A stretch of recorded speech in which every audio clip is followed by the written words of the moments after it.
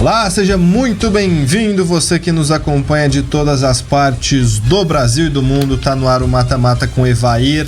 Hoje é terça-feira, 26 de agosto de 2025. Sou Rafael Tomazetti, estou aqui com a Janaína Carvalho, com o Evair Paulino, e a gente vai trazer para você todas as informações e análises dos jogos de ontem, que fecharam a 21ª rodada do Brasileiro, da seleção brasileira, que está convocada para os jogos contra Chile, também contra a Bolívia, os últimos das eliminatórias. O Neymar não foi chamado, como a gente esperava, depois daquela informação de que ele teria tido um problema, um edema, enfim. A gente vai tratar de tudo isso sempre com a sua participação pelo 6237064007. Evair Paulino, e aí? O que você vai destacar? O 6-0, 3-0, seleção ou outra coisa? 3-0 e o Palmeiras fazendo 111 anos, né? Tá velho. É um menino ainda, né? É um menino. Janaína Carvalho, e aí? Melhor presente pro torcedor palmeirense, né? Vencer o Sport, sem dar espaço pro Sport conseguir jogar e ainda com golaços, né? Dos dois centroavantes. Vai falar do 8-0? Chama o SAMU. Meu Deus, não, tô aqui esperando que você... O Evair já falou. Aniversário do Palmeiras hoje. Não, gente. Não. 8-0 é a maior goleada da história dos pontos corridos. Sim. E a terceira maior da história do Campeonato Brasileiro. Eu também achei que ela fosse falar, porque tava ela e o Jones lá me esperando lá fora já pra falar, olha, o Flamengo deu um presente. Gente, eu quis dar parabéns pro Palmeiras hoje, ué. Cara, mas que coisa, hein? Que coisa. Vamos lá, então. Que chocolate. Vamos começar justamente com esse jogo. Até pensei ontem, quando eu começava a desenhar o programa, eu tinha pensado em começar com o Palmeiras, mas diante do 8-0 não tem jeito, a gente tem que falar do Flamengo. Antes, eu quero colocar aí na tela pra gente o resultado, como é que ficou a classificação do Campeonato Brasileiro, a tabela do Campeonato Brasileiro, depois desses jogos da 21ª rodada. E ainda tem muitos times com partidas atrasadas, poucas equipes estão com 21 jogos. Flamengo 46, o Palmeiras retoma a segunda colocação, passa o Cruzeiro 42, o Cruzeiro tem 41, esse dos times que estão lá em cima é o único que está com todos os jogos realizados. Bahia 36, fecha o G4. Botafogo e Mirassol 32 pontos, diferença deles ali no saldo de gols. São Paulo sétimo 32, o Red Bull Bragantino 30 em oitavo, Fluminense nono com 27, Ceará 26, Corinthians 25, Atlético Mineiro 24, assim como Inter e Grêmio nas 12ª, 13ª e 14ª posições respectivamente. O Santos em 15º com 21, Vasco, primeiro time fora da zona de rebaixamento com 19. Dentro do Z4, Vitória 19, Juventude 18, Fortaleza 15 e o Sport 10 pontos ganhos. Todo mundo aí pelo menos chegou na metade do campeonato, né? Tem times com 2 jogos a menos e agora todo mundo fez pelo menos os 19 jogos que configuram a metade das 38 rodadas do Brasileirão. Bom, e ontem 8-0 pro Flamengo lá no Maracanã, no jogo que fechou essa rodada. Foi tanto gol, assim, quando eu durmo cedo, né? Então, a hora que começou o jogo eu já tava preparado pra dormir. Aí quando eu olhei pra ver, falei, vamos ver isso aqui, como é que tá a escalação e tal. Já tava 2-0, né? O Flamengo já fez um gol com 1 minuto e meio e outro gol antes dos 3 minutos. E os 2 gols por erro do Vitória, né? Mas um erro forçado. Sim. É um erro forçado, não é só o erro. Se o Vitória estivesse jogando contra a Jacuipense ou contra um outro time mais fraco da Série A, esse erro talvez não tivesse sido forçado e certamente o resultado não seria 8-0. É pela qualidade do Flamengo que ontem entrou, não sei se o pessoal ficou chateado de não ter sido chamado, o que foi. Entraram todo mundo, só o veneno em campo, né? E aí o pessoal entrou bravo, o Samuel Lino fez 2 gols e deu 3 assistências, o Pedro fez 3 gols, o Arrascaeta fez 1, o Luiz Araújo também 1 e o Bruno Henrique de pênalti foi quem fechou a conta lá no Maracanã. O Arrascaeta que deu assistência e agora é o maior, tem o maior número de assistências no Campeonato Brasileiro, né? Tava empatado com Marcelinho Carioca, e agora ele é o maior. Empatou com o Verratti na vice-artilharia, 11 gols. Isso. E o Pedro agora é o terceiro isolado, né? Você tem primeiro o Caio Jorge com 15, depois Arrascaeta e Verratti com 11, e aí o Pedro isolado em terceiro com 10 gols marcados. A gente já tinha falado aqui que o Vitória tava pedindo pra cair, né? Pois é. E quem caiu foi o Carille, né? Mas o primeiro a cair sempre é o treinador, né? Mas os números dele estavam, apesar do desempenho do time no coletivo tá ruim, mas os números dele também estavam ruins. Foram 9 jogos, 5 empates, 9 jogos, 5 empates, 2 derrotas e uma vitória. Eu vou confirmar aqui. Eu só sei que parece que o Vitória ganhou 3 vezes só na competição, né? E assim, jogando dentro da sua casa já dava sinal de fraqueza, e foi pegar um Flamengo inspirado, né? Tudo deu certo também, né? Tudo que o Flamengo fez ontem, tudo que o Felipe Luiz tentou fazer ontem deu certo. Substituições, a única coisa errada ali foi no início de jogo, o lateral sair machucado, né? O resto, o Flamengo passou a régua, fez tudo certinho e venceu. Venceu não, humilhou o Vitória, né?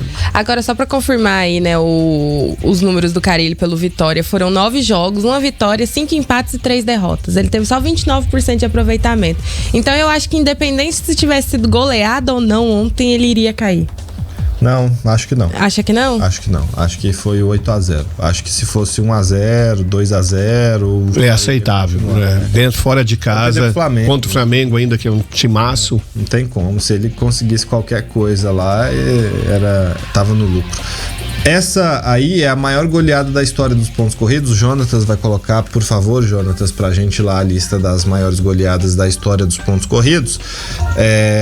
Até então, dividiam esse posto aí Cruzeiro e Bahia em 2003, 7-0 pro Cruzeiro contra o Bahia. Goiás e Juventude também em 2003, 7-0 para o time goiano. Em 2004, São Paulo tinha feito 7-0 no Paysandu. Essas 3 goleadas reinavam aí como as maiores da história dos pontos corridos, que começou justamente em 2003. E aí o Flamengo supera essa lista. Tem um 7-1 do Inter no Santos, tem o 7-1 do Grêmio no Figueirense, tem um 7-1 do Corinthians no Santos. O Santos adora perder de 7-1, né? E o Fluminense ganhou do Juventude 7-1 em 2004. Essas aí são as maiores goleadas dos pontos corridos.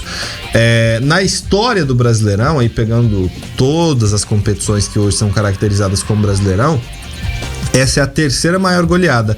Fica atrás de Corinthians 10, Tiradentes do Piauí 1 em 1983 e Vasco 9, Tuna Luso do Pará 0 em 1984. E empata com o Guarani do Evair 8-0 em cima do River do Piauí em 82 e Flamengo e Fortaleza 8-0 para o Flamengo em 1981, na época do Zico e tal.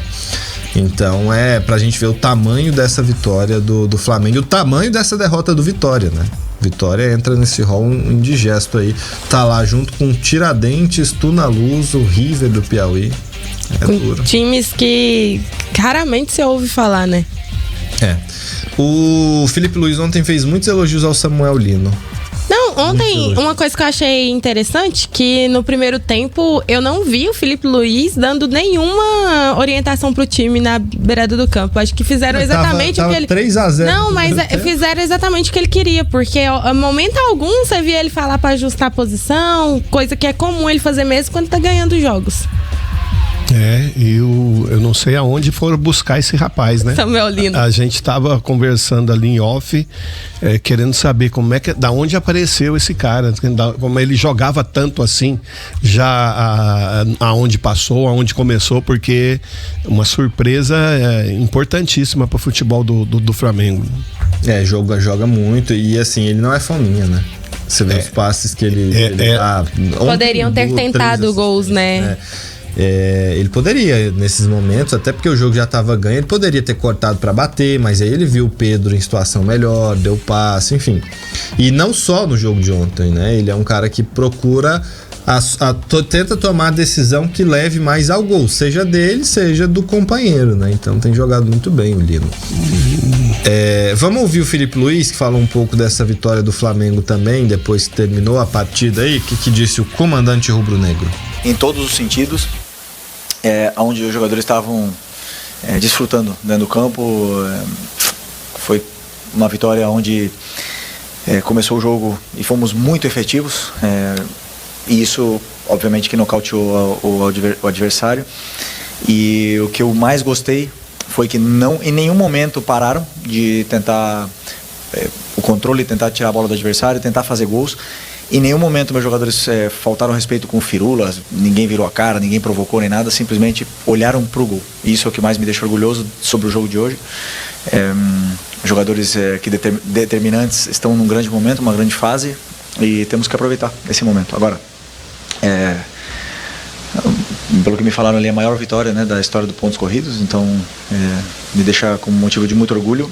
E o que me demonstra foi que depois da grande vitória e do grande, os jogadores fizeram não um esforço físico, fizeram um esforço mental para sair do nível de euforia de ter eliminado o Inter lá em Porto Alegre, na casa deles, e fazer o jogo que fizemos. E esse esforço mental faz com que o time entrasse dessa forma, concentrado dentro do campo. Isso prova com que os jogadores, eles querem muito ser campeões, querem muito estar brigando até o final, e esse é o caminho. Tá aí o Filipe Luiz, que antes do jogo começar ele deu uma declaração interessante, né? O repórter perguntou pra ele, só um jogador convocado, né? Tinha 4 pelo menos na pré-lista, e aí só o Alexandre foi chamado. Ele falou assim: parabéns pra quem tá, mas os outros que trabalhem mais pra ser convocados, e pra gente é bom que a gente fica com esses jogadores aqui mais tempo. O Samuel Lino até falou, né, depois do jogo, sobre uma declaração que o Filipe Luiz deu há uns dias atrás, que por ele não iria ninguém, né? Aí o Samuel Lino falou que respeita a opinião do treinador, entende, mas que todo mundo ali também tem objetivos pessoais. Gente, vai pro intervalo, daqui a pouco volta o Evair quer comentar isso também, que eu sei. Intervalo é rápido.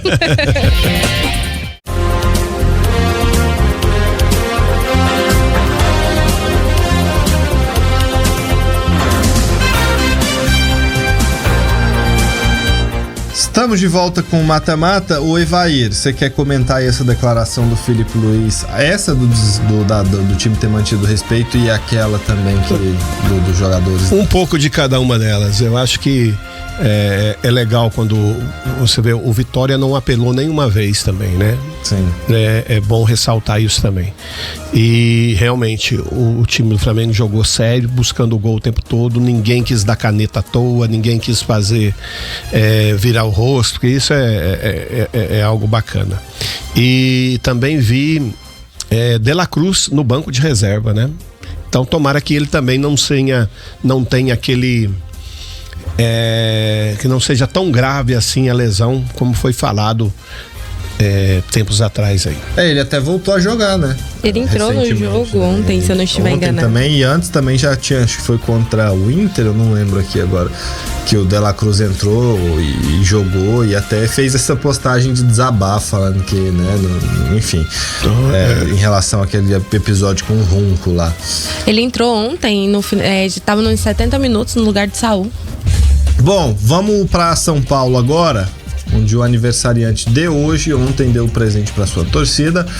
3-0 pro Palmeiras contra o Lanterna Sport. Assim, não foi fácil como aconteceu lá no Maracanã, mas também o Palmeiras foi melhor que o Sport, né? E não sofreu. Não sofreu. Mais uma vez, 2 centroavantes, e o Flaco Lopes fez 2 gols. Um deles teve passe do Vitor Roque, né? Aquele segundo que o cruzamento foi do Vitor Roque, deu aquela cabeçada lá, o Flaco, e o goleiro Kaique França pegou lá dentro, o árbitro marcou o gol, e o Gustavo Gomes foi o alto. Que jogada ensaiada a propósito nesse gol do Gustavo Gomes. O time treinou bem, surpreendeu ali, rapaz, treinaram bem direitinho a jogada lá. Bonito. O Palmeiras vai inventando coisinhas aí, porque precisa, né? Porque a hora que pegar time mais mais encorpado, mais forte, vai precisar dessas jogadinhas de saída. Gastou a jogadinha. Não, mas eles esquecem, né? A gente esquece. Passam 2, 3 jogos, esquece. Então tá bom. Mas aquela ali é manjada, é só ver a hora que o Maurício correr pra dentro lá. Não, basta tocar em direção ao primeiro pau, eles vão saber que tem alguma... Mas vai ter que alguma mudançazinha, né? Sempre é assim. E aquele uniforme comemorativo? Então, cara, eu não... Olha, inesperado. Não sabia que ia ser daquela maneira, mas uma homenagem legal.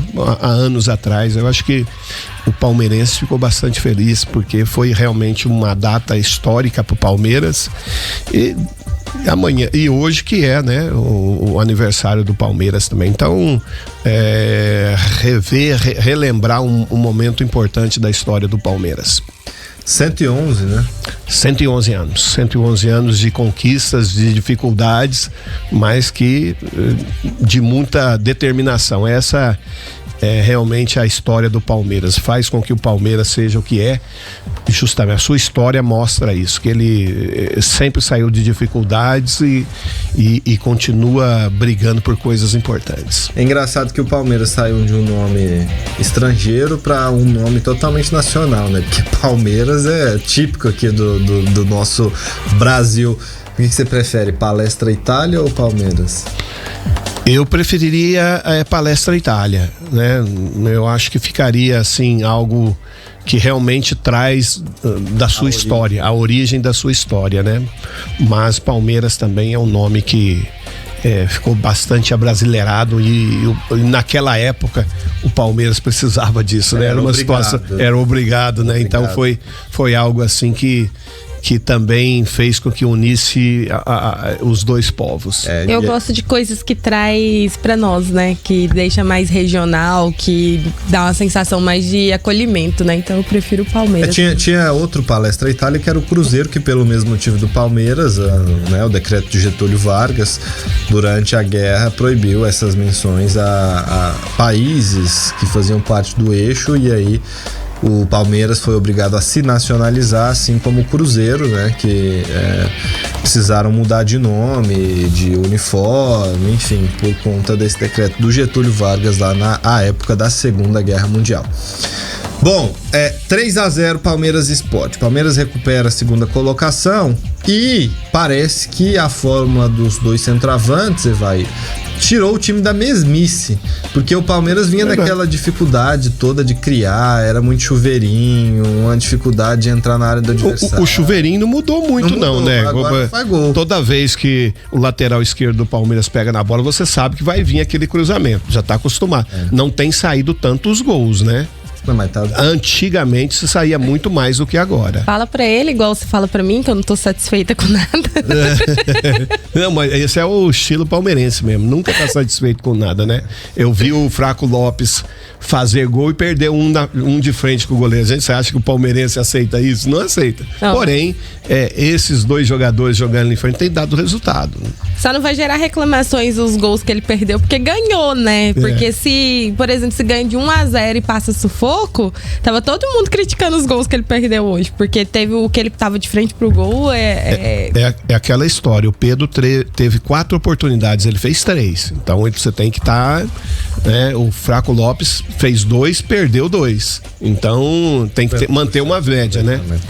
Então isso, coisa que no futebol o palmeirense fica tudo de olho nisso. O Flaco, que é o artilheiro do Palmeiras no Brasileiro e na temporada, né? O jogador que mais fez gols. E o Kelvin firmou ali na direita, né? Então, um bom jogador, bons cruzamentos, não teve assim nenhuma uma passagem com rapidez ali, uma ou outra vez só, porém um jogador que parece que dá um pouquinho mais de segurança em termos defensivo ao Palmeiras. Então vamos esperar um pouquinho, porém fez uma boa partida. Gostou do Jefté? Jefté também entrou. Também é um bom jogador, só que pouco tempo, né? Precisa ver na hora assim, num jogo com maior dificuldade para ver se, né? E tem alguns que não aproveitam a oportunidade, né? O Felipe Anderson, mais uma vez, não é que jogou mal, não é que é crítica, porém é um jogo para um cara como esse é estabelecer uma boa fase, né? Fazer mais gols, aparecer mais lá na frente. Lógico, ele tem uma função de marcação ali importante e tal, porém poderia num momento como esse se doar, não se doar, porém aproveitar mais a oportunidade. É ele que vai sair para entrar o Andrés? Cara, eu acho que não, hein? Eu acho que o Andrés é um volante que gosta de sair, também pode jogar como primeiro volante, porém vai ficar ali entre os dois volantes que o Palmeiras tem ali. Eu acho que não é Felipe Anderson. Eu vi muito torcedor escalando o Palmeiras da seguinte forma, do meio pra frente. Vou falar toda a escalação: Everton, o Kelvin, o Gustavo Gomes, o Murilo e o Piquerez, o Aníbal Moreno, que ontem não jogou, o Andrés, Felipe Anderson, Maurício, Flaco Lopes e Vitor Roque. É uma escalação diferente. Quem sairia, né? O Martínez, né? O Martínez? O Martínez jogou ontem. Sairia o Martínez, o Lucas Evangelista é reserva do Aníbal Moreno, né? Mas normalmente o Lucas Evangelista também tem sido titular, né? Então, Aníbal Moreno e Lucas Evangelista. Então sairia o Lucas Evangelista pra... Eu acho que sim, porque é um jogador que tem uma certa capacidade de sair também. O Lucas Evangelista tem feito essa função, né? Então é isso. Então o Lucas Evangelista vai pro banco. Vamos ouvir o... Mas essa daí... Vamos conversar com o Abel primeiro. Nos nossos bastidores aqui, essa aí eu acho que é a opinião geral aqui, né? Vamos ouvir o Abel Ferreira, então, sobre a vitória do Palmeiras ontem. Olha, pensa comigo. Se vocês prestarem atenção agora às equipas que jogam com saída de 3 com lateral baixo, é só vocês pensar juntamente, ver quantas equipas fazem saída de 3 com lateral baixo, jogam com 3 zagueiros, e nós temos que andar sempre a correr ao contrário, temos que andar a reinventar.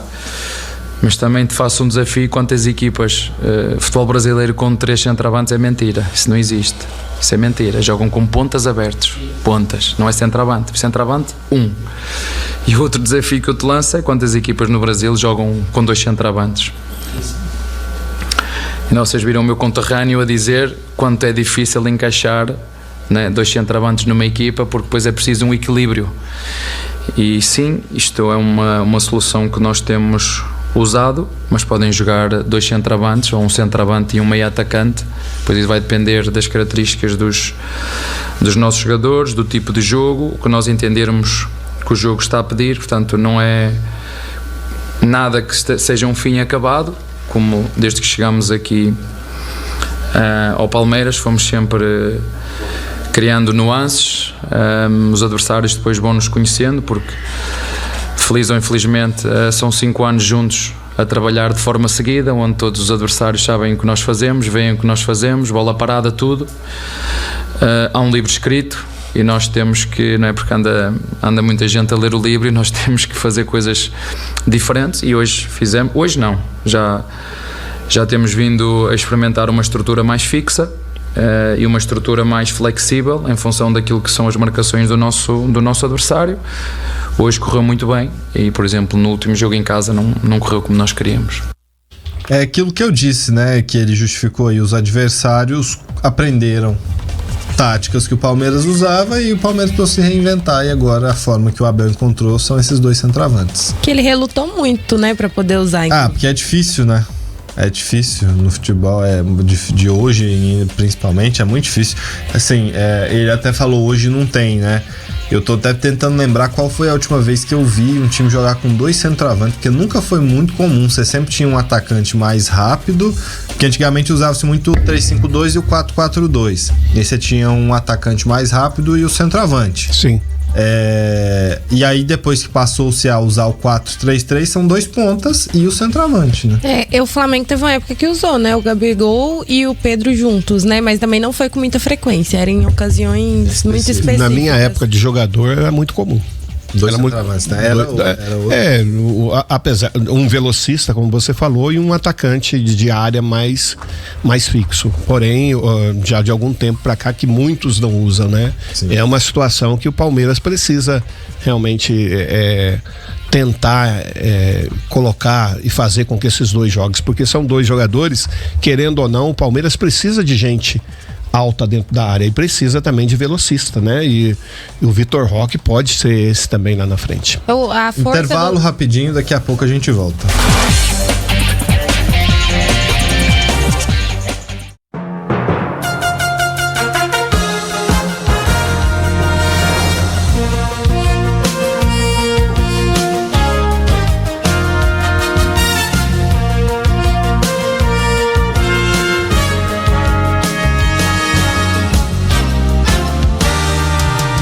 De volta com o Mata-Mata, a Janaína falava alguma coisa ali da dupla de centroavantes do Palmeiras. Eu cortei ela. Ele quis ir pro intervalo, não deixou eu terminar de falar, gente. Você ia ficar cornetando o ataque do Palmeiras. Agora eu não tô cornetando mais. Aí agora eu queria dizer que a dupla encaixou bem porque aproveita da força e velocidade do Vitor Roque, e o Flaco Lopes é mais preciso na hora de marcar do que o Vitor Roque. Então acho que essa junção dos dois aí tem tudo pra continuar dando certo. Não tá tão azarado como o Vitor Roque na hora de finalizar. Ele é um pouquinho estabanado, até né? Até na hora de dar assistência, o Vitor Roque se estava ontem, na hora dele dar o passe, foi assim, meio torto lá no cruzamento que ele fez. Tá dando certo, é o que importa, né? O importante é que tá saindo, né? Na má fase, você ainda consegue dar assistência e fazer gol.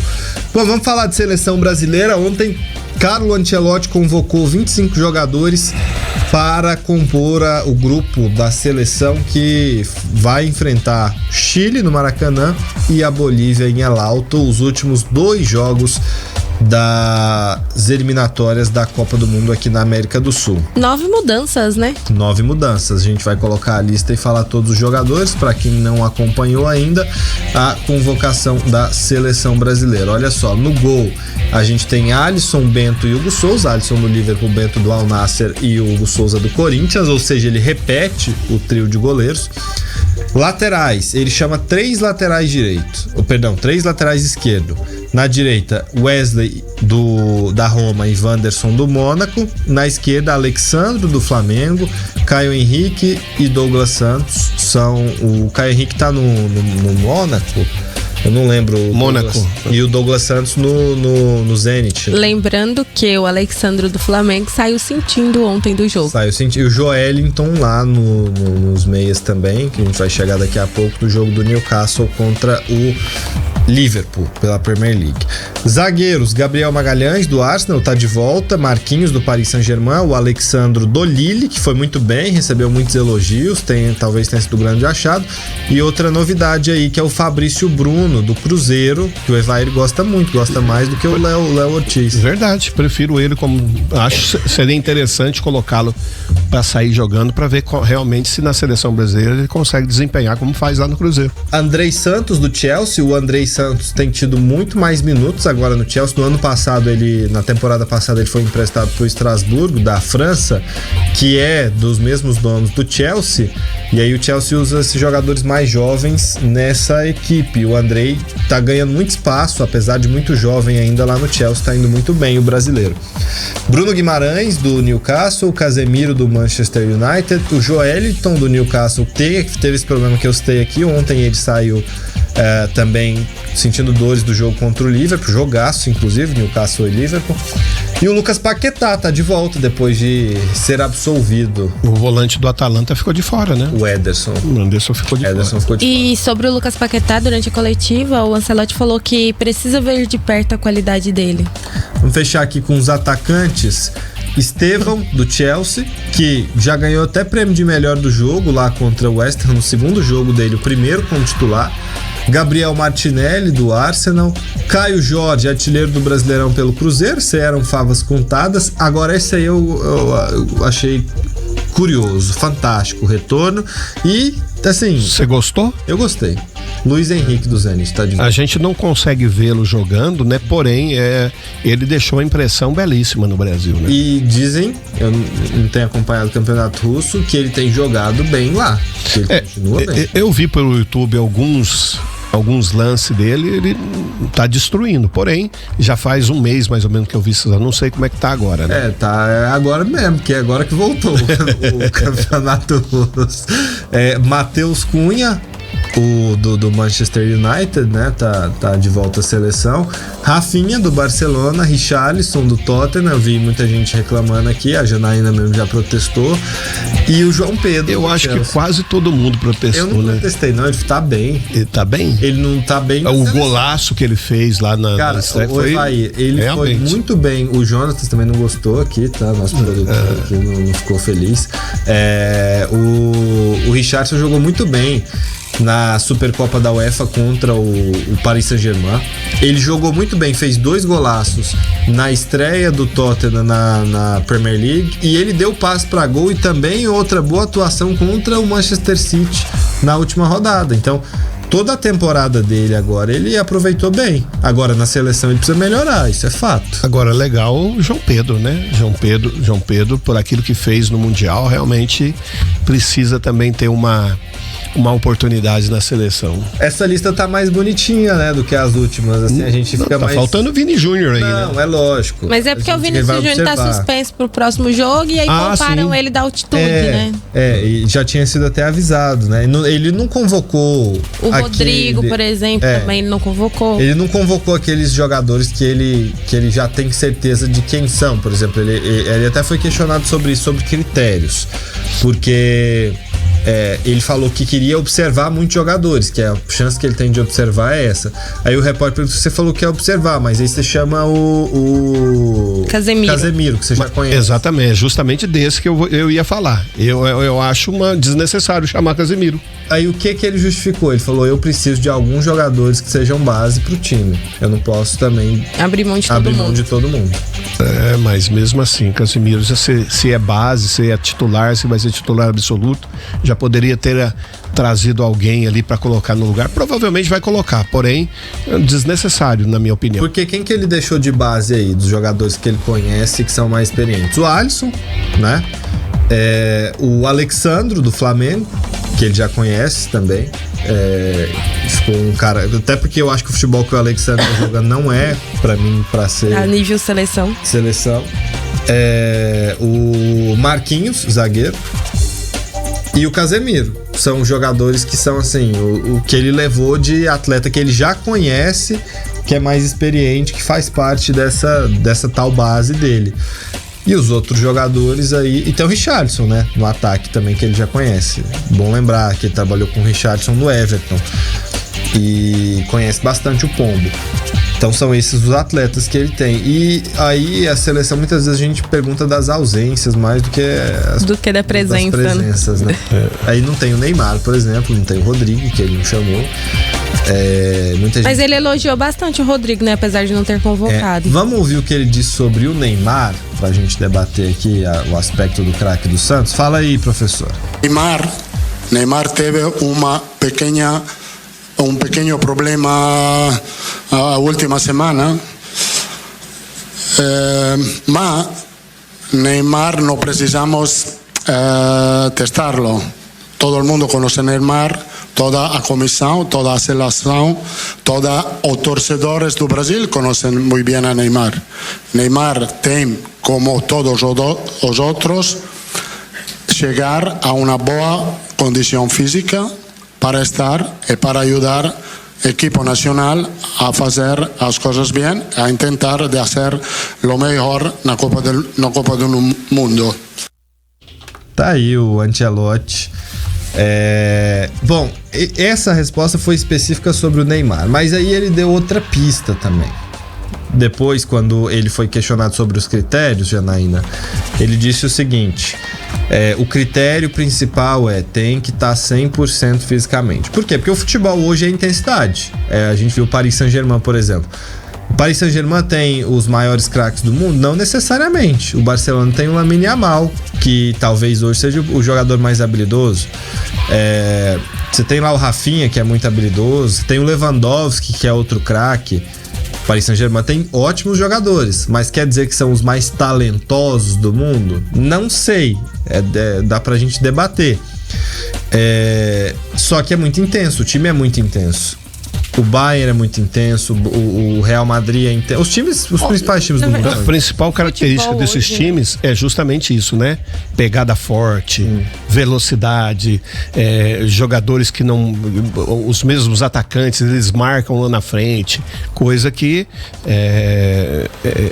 hoje nesse futebol são muito necessários. E os times que têm vencido, né, dentro das competições europeias são justamente times assim, né? Então parece que ele quer montar esse tipo de time, né? Quando ele fala isso. E aí a questão é que fica, o Neymar vai conseguir chegar no 100% fisicamente, porque ele disse que essa é uma exigência pra estar na seleção. Por isso que ele não chamou o Rodrigo, por exemplo.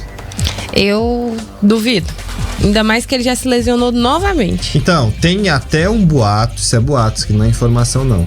Tem até boato que circulou ontem na internet falando que o próprio staff do Neymar divulgou esse negócio porque sabia que ele não ia ser convocado. Aí, porque ele até apareceu treinando, fazendo musculação, né? Então, tipo uma estratégia pra poder abafar a não convocação. Tem, só que isso é boato. Não dá pra falar que isso é informação. Que faz sentido, né? Mas foi estranho, boato porque faz sentido. Ninguém confirmou nada de lesão do Neymar. Né? Nem o Santos, né? Essa mentalidade desse treinador da seleção brasileira é uma mentalidade muito italiana, né? Sim. Além de ser italiano, ele viveu o mundo todo, né?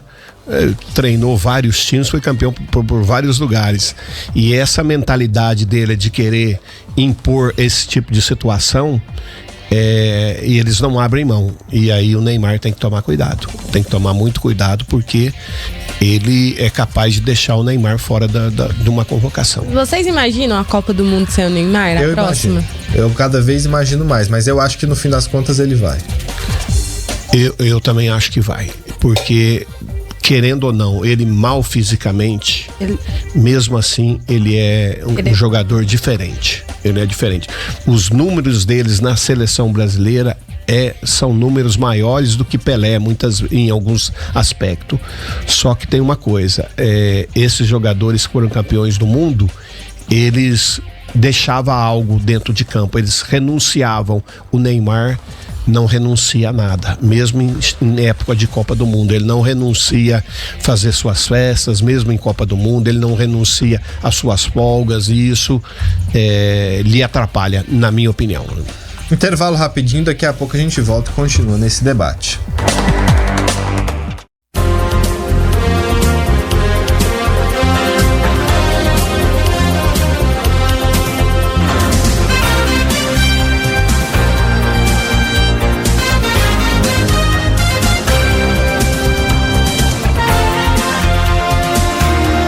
Mata-mata tá de volta. Gente, falamos do Neymar aqui, mas vocês sentiram falta de mais alguém aí nessa lista? Na seleção brasileira? Deixa eu pensar um pouquinho aqui. Não, eu acho que, pensando bem... Samuel Lino, não. Chegou agora. É cedo ainda, né? É cedo. Merece uma menção honrosa, né? Porém, não acho que ainda não, né? Pedro também ainda não, né? Ainda não, né? Pedro ainda não, né? Por conta da questão física, né? Que do Pedro tá voltando de lesão e ainda não tá 100%, né? Começou a ter bons jogos agora, né? Então também acho que tem que esperar. Dos jogos mais importantes de Libertadores e tudo mais, ficou apagadinho, ele né? fica... Não, ele não é nem titular, né? Ele tá jogando o Bruno Henrique na frente como centroavante. Não sei agora como é que ele vai se comportar, não sei agora como é que o Felipe Luiz vai colocar, porém tava ficando no banco até pouco tempo. E olha, a CBF anunciou 2 amistosos pra seleção brasileira. É a mesma informação? O Evair aqui também dando a mesma informação. Em outubro, né? Que vai ser contra a Coreia do Sul e Japão. Coreia do Sul, dia 10 de outubro, lá em Seul, e o Japão em Chofu, dia 14 de outubro. São os jogos. O Brasil vai fazer um amistoso também contra Angola. A CBF não comunicou oficialmente, mas veículos de fora já dão um amistoso do Brasil contra Angola em novembro. Ainda tem 2 datas FIFA esse ano depois dessa, um em outubro e um em novembro. E aí falta definir o último adversário do ano. A CBF disse que quer ter, o Rodrigo Caetano disse ontem na entrevista, que é duelar com todas as escolas, né? Já duelamos com sul-americanos aqui, vamos duelar com asiáticos, aí depois provavelmente africanos e os europeus talvez ano que vem, né? A CBF conseguiu. Porque ele deu a entender que pra março, né? Esse amistoso contra os europeus. Que a CBF quer achar um europeu pra março, pra mais perto da Copa, pra tentar evoluir, né? Degrau a degrau. O Japão, que fez uma eliminatória fantástica, a seleção do Japão tem melhorado muito. Ciclo a ciclo, e eu acho que ótimo amistoso. Não é um jogo fácil. Não, pelo contrário. Esses times são cada vez mais perigosos, cada vez mais próximos daquilo que é o futebol europeu. Então, pode tomar cuidado é um bom amistoso, um bom teste. E aí das novidades, eu tô curioso para ver os laterais. O Wesley começou bem na Roma, ganhou o prêmio de melhor jogador lá do marcou gol, da estreia. Marcou golaço. Foi bem. Você me perguntou, pra você, quem que faltou na seleção? Então, eu acho que, assim, de verdade, não tem ninguém que eu acho que... Eu acho que teve até surpresas aí pra mim. Richard voltar, Casimiro, teve uns aí que... Eu também acho que é muito cedo pro Samuel Lino. Acho que é um cara que é bom ficar no radar. Se ele continuar atuando bem, ele tem qualidade pra quem sabe ser convocado. Acho que o Pedro é um cara que, se ele continuar se dedicando e crescendo, ele é um cara de seleção também. Mas que eu senti falta, assim, de verdade, ninguém, assim, pra testar, pra ele poder ver de perto, acho que ninguém. Apesar de saber os motivos, eu só acho estranho a seleção ser um Vini, né? Apesar de saber os natural, motivos. Né? Natural. O Vini é o novo Neymar, né? Nesse aspecto. Paquetá também pra mim foi surpresa. Não, eu não achei que foi surpresa do Paquetá, porque todas as outras... porque já vinha com aquela polêmica, não apareceu mais, tal. Não, mas assim, ele continuou jogando bem na equipe dele. Na última temporada ele não foi tão bem, não, por conta de tudo. Mas aí tem todo um contexto, né? E aí, ele ter sido absolvido, eu acreditei que ele estaria nessa convocação. Ele é um cara que a CBF esclareceu que não foi convocado mais por conta da questão que envolvia a suposta manipulação de resultados, né? Tanto é que ele ficou o ano todo sem nenhuma convocação, né? Eu queria ver toda essa qualidade, porque todos os treinadores o traz, né? Paquetá, né? Então eu queria ver toda essa qualidade que ele tem. Eu não consigo ver tudo isso nesse jogador. Gente, deixa eu tentar montar esse time aqui. Vamos ver se vocês concordam comigo. Montar o time titular aqui do Ancelotti. E vou colocar o time melhor, como se ele fosse escalar o melhor. Lógico que ele vai, às vezes contra a Bolívia principalmente, ele escala um time que a gente considera reserva, mas Alisson, certo? Alisson é titular no gol, o Bento e o Hugo Souza são reservas, mas parece que ele começa a formar um trio novo de goleiro aí, né? Sem o Ederson, que parece que entrou numa fase agora de declínio na carreira. Alisson, Wesley na direita, eu acho que vai de Wesley, não de Wanderson. Gabriel Magalhães e Marquinhos, embora... Já não gostei. Embora o Alexandre foi muito bem também. Mas eu acho que o Magalhães, ele é tido como titular na cabeça do Ancelotti, mas vamos lá. Eu iria de Alexandre.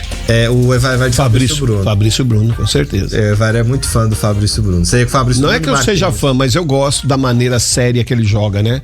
De vez em quando ele dá umas entrevistas meio... De vez em quando ele fala pro adversário. Só tem que proibir umas besteiras, porém, eu acho que assim, na hora do vamos ver, ele é um bom zagueiro. Só tem que proibir ele de dar entrevista, então. Meu Deus do céu. Na esquerda, Caio Henrique ou Douglas Santos? Cara, eu vou te falar. Acho que ele vai de Caio Henrique. Vou com você, vai. E aí ele pode... Saúde. Eu acho que ele vai de Bruno Guimarães, Casemiro, e acho que aí ele vai usar o Matheus Cunha de meia.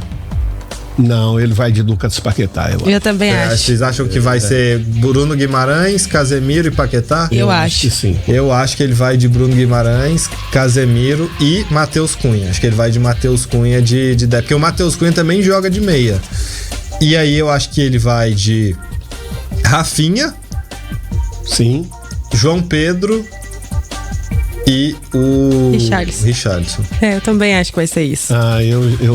Eu preferiria Luiz Henrique ali. Luiz Henrique por um dos lados, né? Ele gostava muito também de jogar do lado direito. Vou corrigir. Eu acho que ele vai de Rafinha, Martinelli e João Pedro. E pra mim ele deveria de Luiz Henrique, João Pedro e Rafinha. Eu acho que ele vai de Rafinha, João Pedro e Richarlison. É porque o João Pedro joga de ponta também, né? Mas ele tem mais jeitão de centroavante. Enfim, vamos ver o que vai ser semana que vem. Brasil e Chile, jogo no Maracanã, propício para ser uma goleada, porque o time do Chile é muito ruim. Muito fraquinho, coitado dos chilenos, já há algum tempo que eles não renovaram, né? Eles ficaram ali esperando aqueles mesmos jogadores dar resultado e no final acabou que não conseguiram revelar bons jogadores, estão passando uma fase muito ruim. Bom, agora a gente vai para o Parque São Jorge, local que o Evair visitou muito. Nunca? Parque São Jorge, eu cheguei ali, eu joguei com a base do Guarani 1 ou 2 vezes ali só. Isso é juvenil, júnior do Guarani, nunca mais voltei. Nunca jogou na Fazendinha, não? Joguei na Fazendinha, nessa época aí, né? Que aliás, foi 2-0, 2 gols de Evair lá dentro da Fazendinha contra o Corinthians, na Copa São Paulo. Aí sim. Bom, é porque ontem teve a eleição do Corinthians e o novo velho presidente. Agora, Osmar Stabile, né? Foi mantido, foi eleito, ele estava como presidente interino depois da destituição do Augusto Melo e ontem ele foi eleito num pleito que tinha como principal concorrente o Roque Cittadini, famoso Roque Cittadini, bem conhecido, né, no futebol. Tinha também um jovem empresário e o Stabile foi mantido no cargo, tem mais de 80 anos, né, já tem certa idade. E por que ele foi eleito? Porque os corintianos viam assim que mais uma mudança de gestão num período tão curto seria algo muito prejudicial. Então assim, fica aí até 2026, final do ano que vem, quando terminaria o mandato que é o mandato tampão, né? Quando terminaria o mandato do Augusto Melo. E aí a gente depois faz uma eleição de fato mais aberta, porque se tivesse outra mudança passaria uma imagem de mais instabilidade ainda no timão. E aí tinha muitas dúvidas sobre o Fabinho, que tem sido muito criticado, Fabinho Soldado, diretor de futebol, e ele bancou o Fabinho, disse que vai manter o Fabinho lá. Não tem necessidade também, né? O Fabinho, que culpa tem o Fabinho numa situação financeira tão desastrosa que é o Corinthians, né? A não ser que o Fabinho estivesse envolvido em alguma falcatrua. Então não é o caso, então é bom que se mantenha, porque é um cara que já está acostumado com tudo que se passa ali dentro. Agora a grande questão é o que ele vai fazer para resolver todos os problemas que tem em torno do Corinthians. Eu não sei, né? Essa é a grande questão. Ser um belo gestor. A gente de longe imagina, né? Mais honestidade, mais serenidade nas decisões, não mandar tantos treinadores embora, não ter tanta dívida com... Não contratar, não fazer loucuras de contratar um jogador igual fez com o Memphis, né? Que não que ele seja um mau jogador, a questão é que a parte financeira do Corinthians hoje não condiz com a realidade, né?